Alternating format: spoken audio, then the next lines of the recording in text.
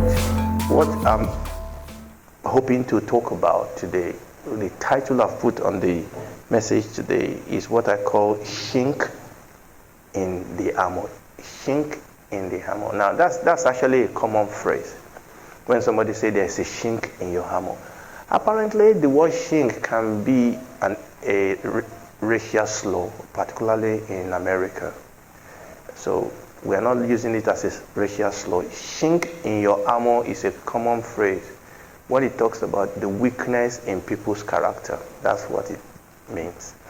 So if you don't want chink in your armor, an alternative title will be The Danger of Fake Armor. But I like the chink in your armor in the sense that it carries the sense in which I want to talk about. So chink in our armor is weakness in the armor, crack or gap in the armor, or when there is a character weakness that can predispose us to danger. Or, like I said, the danger of going to war with a fake armor, with a defective armor. Okay, and I don't know whether we get to that, because the whole idea is for us to actually go to the book of Joshua and just read a little story there. But before we do that, let's go to Ephesians chapter 6. Let me just mention one or two things by way of review. I just want to review with you one or two things the Lord shared with us in Birmingham. Obviously, you know, once we want to start talking about Christian armor or the armor of God, Ephesians chapter 6 is our go-to scripture. Okay, so let's read. I'm going to read from verse 10. And I'm just going to read through a couple of verses, and I will make one or two comments as we go on by way of just getting us to where we want to be today. So Paul said, finally. I mean, that means that Paul has been saying a lot of things, isn't it? So before, and by the way, I'm reading from New American Standard Bible. So he said, finally. So that means that he must have been saying quite a number of things. And the way the book of Ephesians was built, and it's the same way Paul oftentimes builds his letters, is that it gives you a theological truth.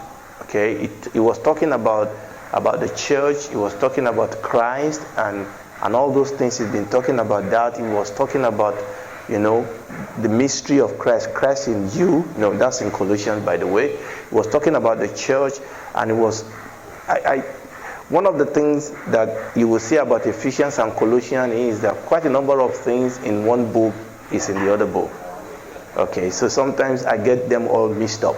Right, okay. So, and then it comes to this sense, and before it came to this area of the armor of God, it was talking about relationship with husband and wife, children. It was talking about slaves, and then it talks about children obeying their parents, and it was talking about all those. And then verse 10, it says, finally, be strong in the Lord and in the strength of his might. And that verse is very, very important, because actually, as far as I can see here, the next few verses was an explanation of verse 10.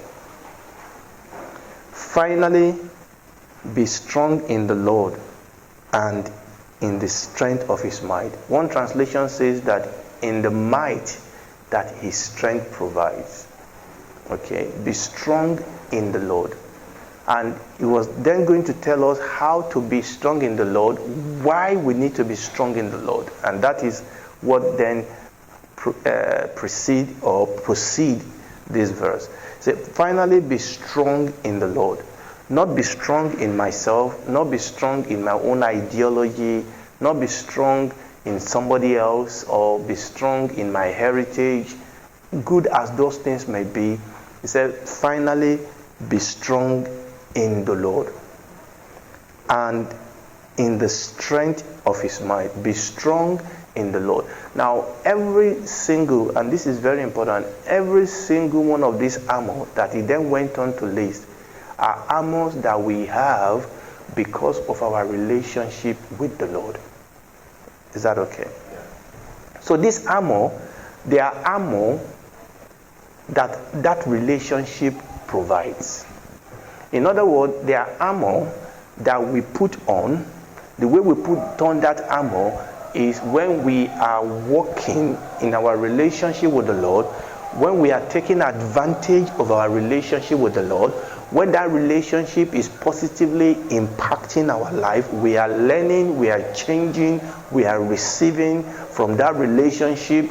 Like the Bible says, we are growing from one level of glory to another, or like the Bible says in Timothy, we are being corrected, we are being rebuked, we are being instructed, we are being taught, we are being equipped, and that is the way we put on the armor. So this armor is a relational armor.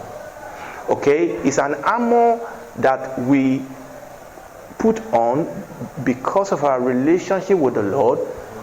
That armor actually, it does something with the enemy. We're going to come to that, but let's understand that this armor also enhances our relationship with the Lord. So this armor, even though we talk about the armor in the sense of its protection against the enemy, let's also understand that this is an armor that we put on because we are rightly related to the Lord. And this is very, very important, because you will see here that suddenly he was listing this armor. It talks about truth, it talks about salvation, it talks about righteousness, it talks about the gospel, that's the foot. So what type of armor is that? And also the shield of faith. So starting from the head, so we have salvation, we have righteousness, then we have faith, then we have the belt of truth, then we have the shoe, which is the gospel. And essentially, these are provision that we receive because of our relationship with the Lord. Okay? And that is very, very important that we understand that actually our relationship with the Lord is a protection. Okay? It's just like marriage. Okay, marriage is now when you are in a marriage, you are relating to somebody. Okay, but what we don't often realize is that relationship is actually a protection. The Bible says that it's better to be married than to born. Okay, so when I'm married to somebody, that relationship, the strength of that relationship actually protect me against attack. So relationship, any form of relationship, even though we are enjoying that relationship, even though we are not always aware of it, every form of relationship is actually a protection. If a child is rightly related in a family, it's a protection against them joining gangs.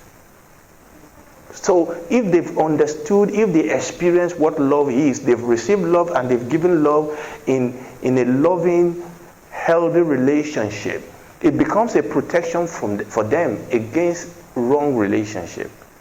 And this is what was happening here. Yes, because oftentimes, remember, this is very, very important. Verse 11, he said, put on what? The full armor of God. This armor is not my armor. The Bible says this is God's armor. This is the armor that God provides. Now, it is God's armor because God provides it. It is God's armor because God is the entrepreneur that knows what we need to fight the battle that we are going to fight. He knows what we need. He knows that we need this armor. We need this armor for us to be successful, for us to have victory. So the Bible says that we should put what? We should put on the full armor of God, so that you will be able to stand firm against the schemes of the devil. King James Version says that so that you can be able to stand against all the wiles of the devil. Now, I'm not going to be tempted into discussing a lot more of this, but let me mention one or two things here. I was thinking on my way here, that we talked about bomb. Okay. Let's look at an army that went to war, maybe in Pakistan or anywhere, and is fully geared in an army uniform. Okay, so they have all this helmet on, and you have all these bulletproof things, and obviously you have your gun, for protection. But do you know that no armor, no human armor can 100% protect you? No, even if you are in an armor car, if you step on a powerful bomb, it will rip off the armor car and the people inside. Not to talk about the right. Okay, it can protect you against some form of attack. Not to talk about human being. I mean, obviously most of us have read story of, our army that are doing good job, and they step on mines. They call it, is it mines? Okay, and they get blown up. But they have their armor on. But the Bible says that the armor God gives will protect you against all. Against every single thing that your enemy will throw against you. That this armor that God gives is enough. Is strong enough. It is everything you need. That, listen to me, that our relationship, I don't know, I'm just getting pulled, like I want to go sideways and things like that. Sometimes I minister, you kind of having this static as if you want to move somewhere. That really, look, we need to understand that relationship protects. And that is the thing that kept tugging in my heart.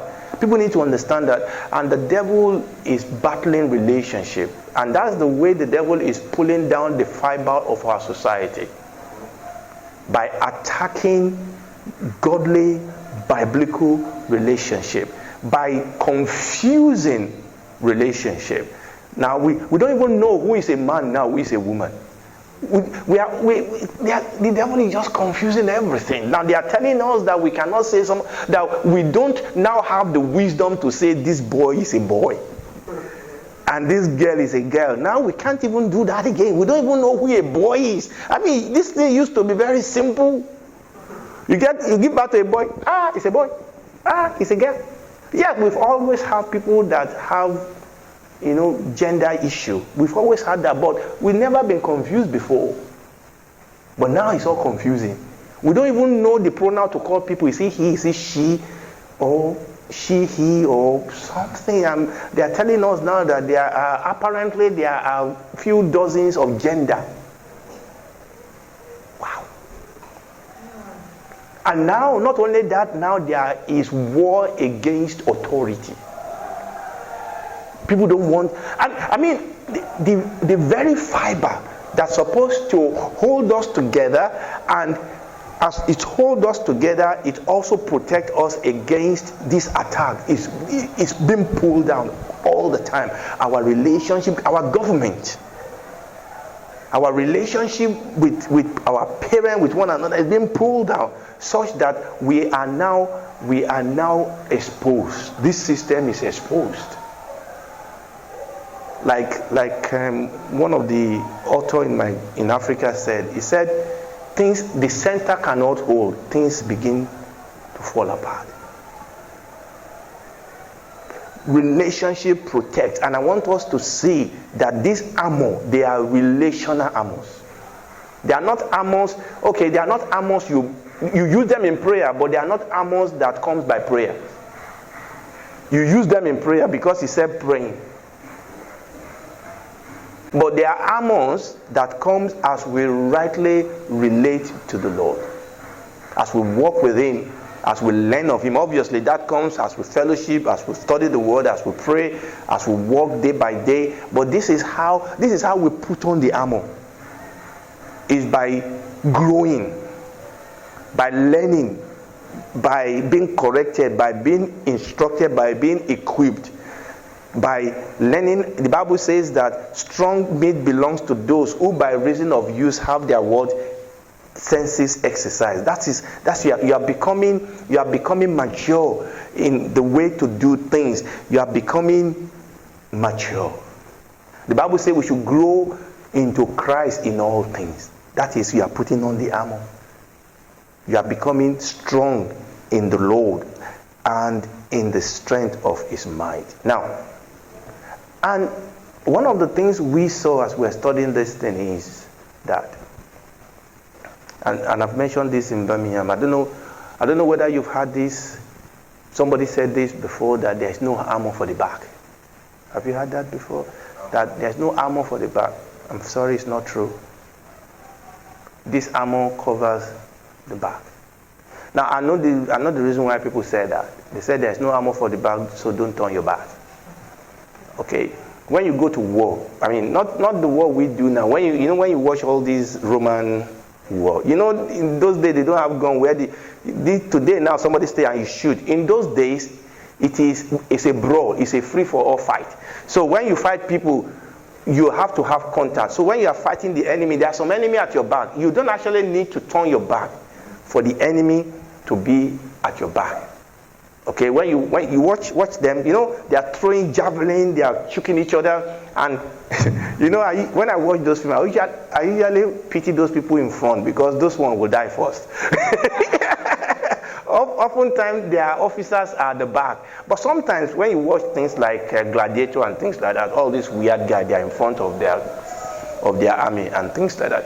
So I understand why people say that there is no armor for the back. Look, how many of you have an helmet that only covers the front? Go and look at it. When you put on the helmet, it covers your face, it covers your neck, it covers your skull. What about the breastplate? People say no armor for the back because we call it the breastplate. The breastplate also covers the back. You put it on and it flows back. Okay? And what about the shoe? I mean, by this way, their shoe is not a stiletto shoe. It's a shoe that flows all the way up. Your shoe doesn't stay in front of your leg. The shoe goes around. So I understand what people are saying, but the reason I'm not pulling punches. The reason I'm saying that is this. I think it's a slap in God's face to tell me that He gave you an armor that doesn't cover everything. I mean, I understand why people say what they say, but what I'm saying is that this armor covers everything. The problem, and this is the issue, the problem is not what the armor doesn't cover, because the armor covers everything. The problem is chink in the armor. The problem is not the armor. Now, if we wear the proper armor of God, there's no problem. My worry is that some people are putting on paper as armor, and they think that they have an iron armor out. Unfortunately, they are standing boldly in front of somebody with a sword, thinking that they are protected. Listen, there's something that is much more dangerous than running into a fight or running into war without any armor on. I mean, if somebody run into a war without armor, just his sword, doesn't have anything else, you would think that guy is crazy, isn't it? But there's something even more crazier than that. It's somebody that run into a war with a fake armor. Do you know why? Now, if you are crazy enough to run into war without any armor, at least you know you don't have an armor. And then it's either you are Rambo, who doesn't really need anything, who are superwoman, or you have a tactic that doesn't need an armor, which I doubt. But at least if you run into the battle without an armor, you know you don't have an armor. So, and then hopefully you have a plan to save yourself. Okay. But the problem is that if you run into battle with a fake armor, the problem with that is that you now have a misplaced security. You think you have something that will protect you, but it doesn't protect. That for me is the issue oftentimes. It's not that, the issue for me oftentimes is not that people take off and walk, it's that people go into war with a wrong armor. The Bible talks about people preach another Jesus, another salvation. Paul talks about people that are walking in their own righteousness, not submitting themselves to the righteousness of God. What about truth? People, the Bible says, if you are my disciple, you will continue in my word. And then you will know the truth, and the truth will set you free. People are not People now have itching ears today. They don't want truth. People want you to give them, emotionalism, sentimentalism. People want just motivational speaking. By themselves is not the problem, but that is not the truth that protects. Sometimes truth hurts, truth cuts, but people don't want that. So for me, the problem oftentimes is that people they are putting on alternative armor, not the armor that God provides. They are putting on alternative armor. I mean, okay, this is on the positive side. Let me give you the example. You remember when David was going to go and fight Goliath? And Saul put his armor on David. The Bible says David couldn't move in that armor. I mean, this is strange. I mean, and David said, look, I can't wear this. Look, I can't wear this. I have an armor, okay? I have a relationship with God. I know God. And he told him, look, I know you have this physical armor that obviously is not helping you because he wouldn't go and fight Goliath in it. But I have an armor. And all David was telling Saul was his relationship and what he has learned from his relationship with God. He said, look, don't worry. I was mending my sheep. This happened. Lion came. Bear came. I killed that. He said that same God that delivered the lion and the bear into my hand would deliver this giant into my hands. So the problem was not, David did not go into that battle with that armor. He just went into that battle with the right armor. And also that story also gives me the conflict sometimes. That sometimes we confuse issues. Okay? Now, there's nothing wrong in you having, if you're an army, there's nothing wrong in you having a physical armor. But understand that ultimately, you need the armor of God. Just like, look, as a married man, as a father, I have a responsibility to train my children, to love my wife, but I need to understand that there are people, listen to me, there are people that love their wife and love their children and their family still went bust. Let's understand that. That there are children that went wayward not because they were not trained, but for whatever reason something turned their head. That we need to understand that yes, I need to do my part, but I need much more. That I may have a job, but I need God's provision. I may have a bed, but I need God's rest. I may have a house, but I need a home. There are people that have a lot of money, but they don't have peace. That we must understand that the thing of this world ultimately helps, but does not necessarily protect us, because the Bible says here, for we wrestle not against flesh and blood. Ultimately, our battle is not against what we see. Don't misunderstand me. We live in this world, but there is a battle. There is a spiritual battle that is going on. Yes, it's manifesting itself through the physical. Okay, it may manifest itself through, oh, I don't like my husband. Oh, I don't like my wife. Oh, that job, there's just one, that guy there is a demon. No, you see, the thing is, even the traffic, sometimes the traffic can be demonically engineered. Say, Jeff said, I'm going to make his day horrible. Just engineer some. And you say, why? But when we begin to live our life not from the realm of the physical, when we begin, the Bible says that man shall not live by bread alone, but by every word that proceeds out of the mouth of God. When we begin to live our life from the realm of the spiritual, the Bible says that we are seated with Christ in heavenly places, in Christ Jesus. When we begin to walk by faith and not by sight, when we begin to walk in wisdom, in peace, when we don't allow, when we are not reactive but we are active, we are acting from, we are being strengthened with might in our inner man from our relationship. We are drawing strength. That's what he's saying. Be strong in the Lord and in the strength that his might provide. And I want to tell you, we need that today more than ever. Look, we need that here. We need to up, because when you look around you sometimes, yeah, you can be encouraged, but sometimes you can be discouraged. I don't know about you. I don't even want to hear news. Number one, most of what we hear in the news is even fake. And it is true. And when I say fake, in the sense that a lot of the news we hear today are biased news. They are edited news. That's at the best. At the worst, they are fake news completely. But apart from that, what is there in the news is bad news for the most part. And sometimes, we don't think about some of these things. Sometimes, if you are one of the people that think a lot, you hear news and you will be sad. The challenges that we all face. I remember I always think about my family back at home, and it pains me sometimes what they pass through. Not for any reason, not because they've done anything wrong, but because of where they live. But I used to live there. But we have our own challenges here. But the thing is this, the Bible says that greater is he that is in us than he that's in the world. We must learn, and this is the armor. This is us putting on the armor. This is us walking, like he said, being strong in the Lord and in the power of his might.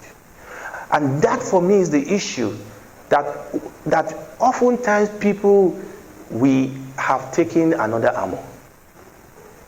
It's either we put our trust in the arm of the flesh, or that we think we are putting on the armor of God, but we are actually putting on the armor of GVC, the armor of my denomination, the armor of my clique, the armor of this, the armor of that. No, it must be the armor. The armor of GVC must be the armor of the Lord.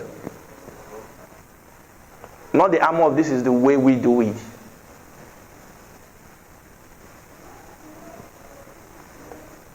And sometimes some people put on the armor wrongly. And this is why it is important for us. And I thank God that you are able to go through all these different armor. But let me say something here that the Lord told us in Birmingham. Please understand that when Paul was describing this Roman army, he did not describe every single component of a Roman armory.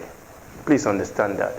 There are a couple of important components of a Roman armor that he didn't mention, particularly some of those attacking armors. The only attacking armor he talked about was the sword. They have much more attacking armor than the sword. He didn't set out to tell you this was not an exercise in exhaustive study of a Roman armor, as if you are going to do exam 101 on it. No, that's not what Paul was doing. He was just using that as an example. But the reason why I tell you that is this. Just the same way that Paul did not give you an exhaustive list of a Roman armor, the same way he did not give you an exhaustive list of God's armor. Okay, let me give you an example, and I asked them this in Birmingham. Where is holiness here in this armor? And holiness is one of the biggest armor in our relationship with the Lord. It didn't set out to give us a complete list. Remember what I said? These are relational armors. These are strength that we draw. This is maturity that comes to us in our relationship with God as He corrects, instructs, equips us, and teaches us. Okay, please understand that. That is not an exhaustive list. Holiness is part of it. Forgiveness is part of it. Look, if you don't forgive, there will be a hole in your armor. Sin will cause hole in the armor. And those are the dangerous things. That this armor is good enough. I had this story. I can't remember where I had it. I mean, this is a true story, but I can't remember now for the love of me where I had the story. It was a proper war. That these people, this group of people, they are very powerful. They came against the opposition in this armor. What do you call them now? This armor that is the bulletproof, and their opposition don't have the armory to actually blow it up. You know what the opposition guys did? They stationed some sniper somewhere, because as long as these people are in their armor car, nobody can get to them. So what they do is that they went to station some good snipers, and people were throwing stone at the armory at a regular interval. I mean, they were not shooting at them, They were just throwing stone at the armory. After some time, one or two of these people in the armor car will get so frustrated, they will pop up their head to see what was going on, and the sniper will, true story, and the sniper will get them. So the sniper knows that, these people know that as long as they are in that armor car with with the instrument we have, we can't get them. What we need to do is to get them out of that, and we get them. And that's what the devil does. Get us out. But thank God, because if we step out and we get shot, we can run back. God, I've got it shot. I'm sorry. Or hopefully if we step out before we get shot, God pull us back and say, are you stupid? I say, yes, Lord, I am stupid. Forgive me.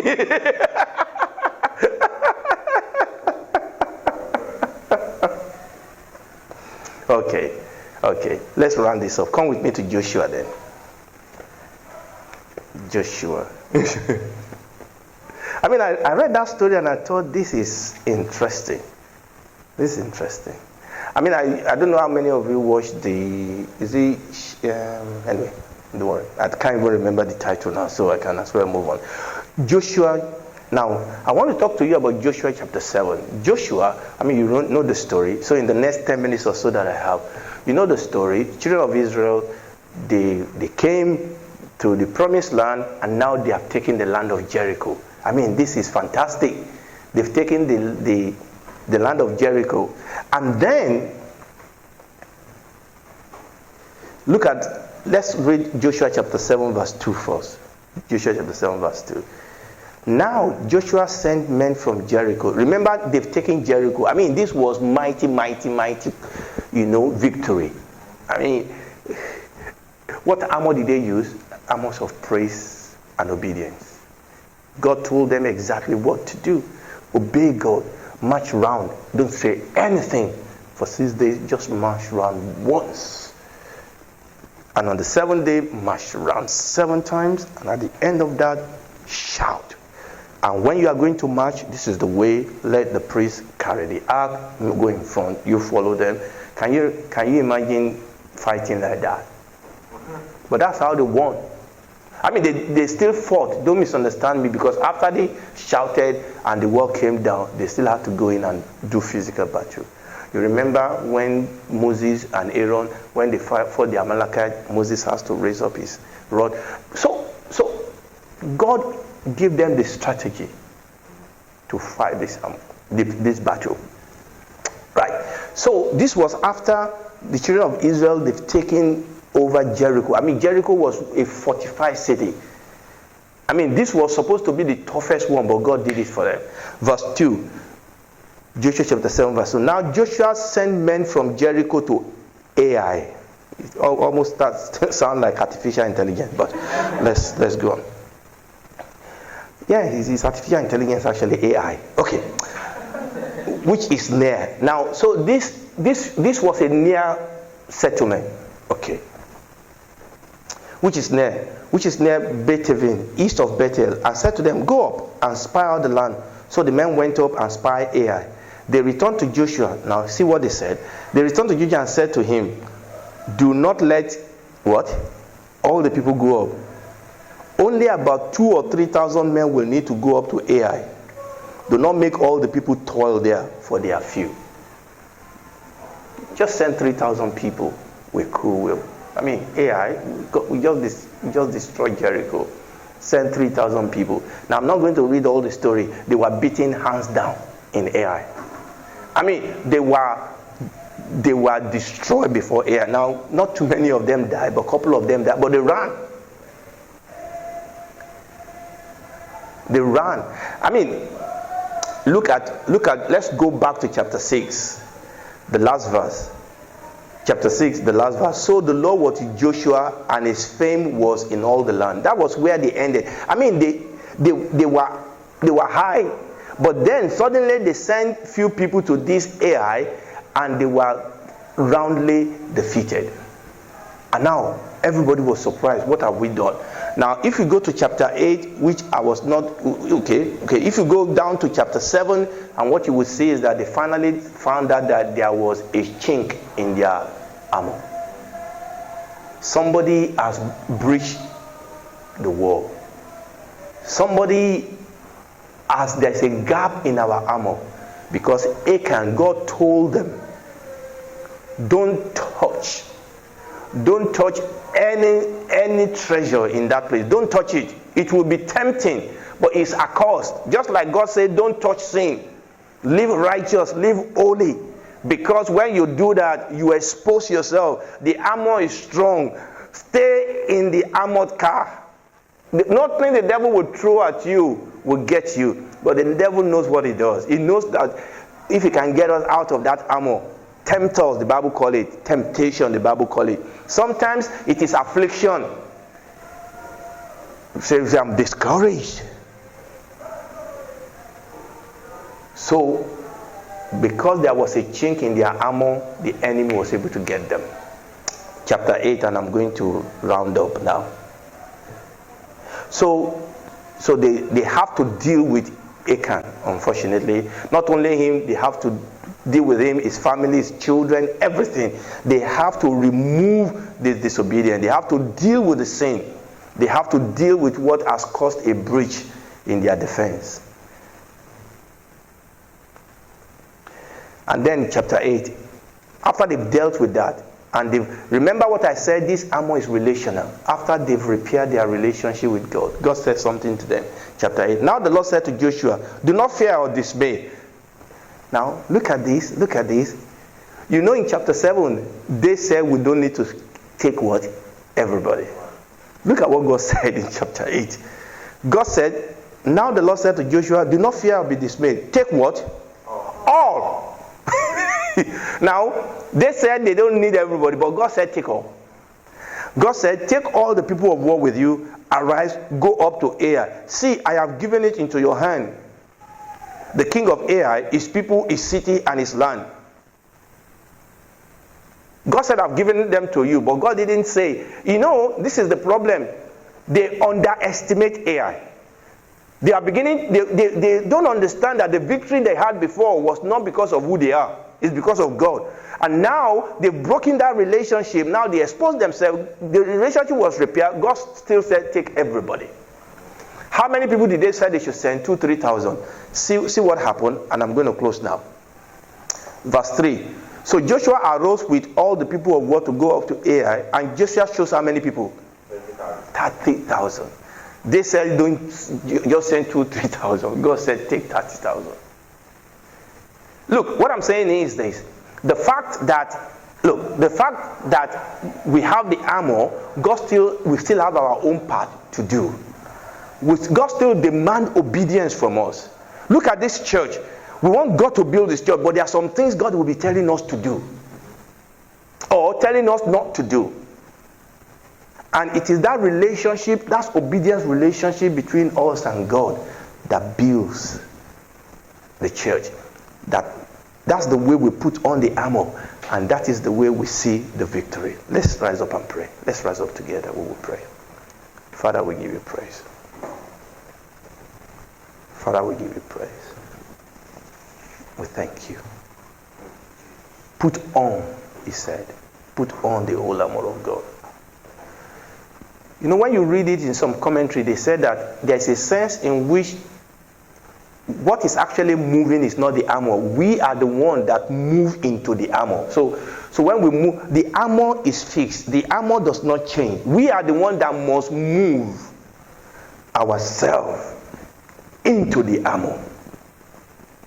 We cannot adapt the armor to meet our own desires. I don't like the way the armor is fashioned. I want it to be fashionable. I don't like the color of this armor. I need to change. No. You don't. Nobody asks you that. Just put on the armor. That's what the Bible says. God will not modify the armor to meet our expectation, because God knows exactly what we need to win this battle. Let us pray and say, Father, in any way as a church that we have missed you, forgive us. And Lord, grant us the grace, Father, in Jesus' name, to be obedient to your word, to your leading. Father, in the name of Jesus, in our life as individual, maybe we've gotten short. The Bible says, if we say we have no sin, we deceive ourselves.